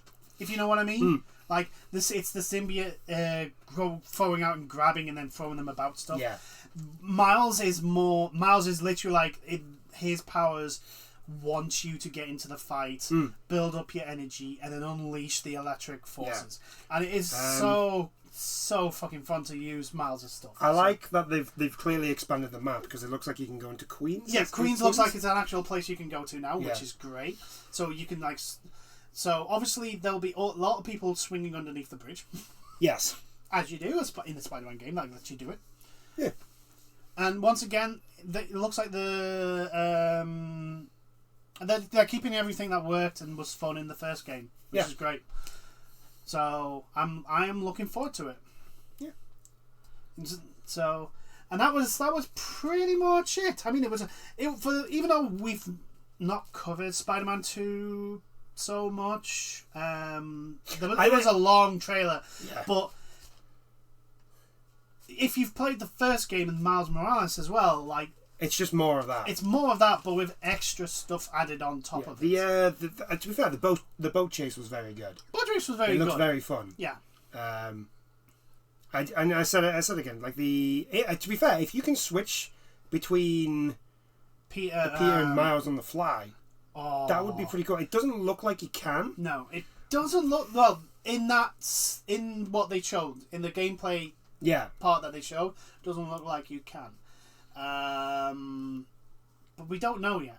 But it did look like you've got like quick time events where Miles would do something if you're Peter. Yeah. So I think so. Yeah, that's fine. It looked really good, and that's me saying that. And I don't like Spider-Man. Yeah, you're not a Spider-Man fan. No, I'm like I. The first one was all right. It's Spider-Man. I don't know what more I can say about it. Yeah. But yeah, like there was a lot of people like complaining about, it's not a massive graphical upgrade on the previous game. Maybe like, I'm sorry, pardon? Can you not see the water? Oh no! Someone's actually put down like, the water doesn't actually interact with the character. Look, there's no actual thing, and I'm like, it's an open world fucking game. What are you? You're not really like one. It's a cutscene. Two, it's a open world game where you're not really supposed to be in the water. Yeah. Actually, Spider-Man doesn't do very well in the water. No. If you haven't noticed. Also, if we're going off Miles's whole spider thing is electrical stuff. Yeah. Does not go well with water. Yes, in the games you can end up in the water and swim a little bit. Yes. But the game does not encourage that. The game actively encourages it against it with the amount of buoys around that you can fly or jump to. I should know. I've played both. Yeah, the whole thing of this wasn't a good showcase. Was it the best showcase of all time? No. Was it ever going to be the best showcase? Well, if they announced ridiculously good games that came out of nowhere, then yes, potentially. But that's potential. I think the only thing that this is guilty of is that it just didn't meet expectation. That's really about it. Yeah, it didn't blow me away. Big whoop. But I'm at the point where like I'm tired of being blown away by trailers only for the game to come out and suck. Yeah. I'm like, I would rather take an underwhelming showcase like this and have the games that come out from this showcase be amazing and really good, or just be as advertised. As advertised. All the games. Speaking of Gollum, they don't need to be, amazing. Just be as advertised. Yeah, be as advertised. Be not an absolute clusterfuck of a failed project like Gollum. Yeah. And actually, I'd be happy. I'd be perfectly happy with that. Yeah, me too. Like, here's the thing. Remember how hyped everyone was for Halo Infinite? That's very true. Remember how absolutely nuts Xbox fans went for Halo Infinite? And to be fair to them, it's well deserved. I mean, how long was it before... how many years was it before they even got a look at another Halo game? And then they get Halo Infinite, which is okay, but it should have been a much better game than it was. And then that's and then there's Redfall.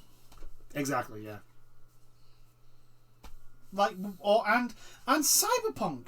So we've got plenty of examples of but I think this was a good. I personally think this was a good one. I got games that, like I said, Dragon's Dogma 2. I wasn't even expecting anything for Dragon's Dogma 2. I think Sony do have stuff in the works. They're just not at a state where they were willing to show them off. By the looks of things, I think they're going down a Square Enix route, right? Of really only focusing on one game at a time. Yeah, which this one is now Spider-Man 2. This one is Spider-Man 2 because that's the next game. That's the next Sony game coming out. Yeah. And I think, to be honest with you, that model is working. Yeah, it's proven. Square Enix has proven it. They basically go, right, this is the next game we're going to focus on. And until that's released, we're just going to focus on this game. Which is why we're not going to get we weren't going to get anything about Final Fantasy VII Rebirth or Kingdom Hearts 4 or Well, anything. to be honest with you, you don't have to worry about Kingdom Hearts 4. That is Years away. Yeah, I know, years but away, that. like we're not going to get anything else apart from Final Fantasy. Anything of any sort of actual like proper detail. Until 16's out, we're not getting anything. Anything of any other game. Like, and here's the thing also with Square Enix, right? If they're not advertising a game and it's coming out soon, odds are it's going to be something like Babylon's Fall and be terrible. The other thing is like the big Sony ones are usually when they go, this showcase is only first party games. That's when their big showcase is. When it's third party, which a lot of these, actually all of them were, apart from Spider-Man, I think. Yeah. They don't really. But considering it's been a while since we've had a first party one, I thought they would have thrown more in. But again, if there's not something that they were happy to show, then they weren't going to show it. Yeah, my main worry is that there were a few games that looked like they were going to be live services. Yes, that's my main worry. But at the moment, the AAA the gaming industry at the moment is fixated. That's the trend. Yeah, it's fixated on live services and will saturate the live service market until it kills everything off bar a few games. So because that's what it does at the moment, and they don't seem to learn their fucking lesson. So yeah, but I think it was all right. Yeah. We've got the Xbox One next. That's a couple of weeks. Yeah, it's in a couple of weeks. So I'm actually looking forward to the Xbox Well, no, One. Summer Games Fest starts next week. Yeah, but I'm pretty sure the Xbox One is like the 12th.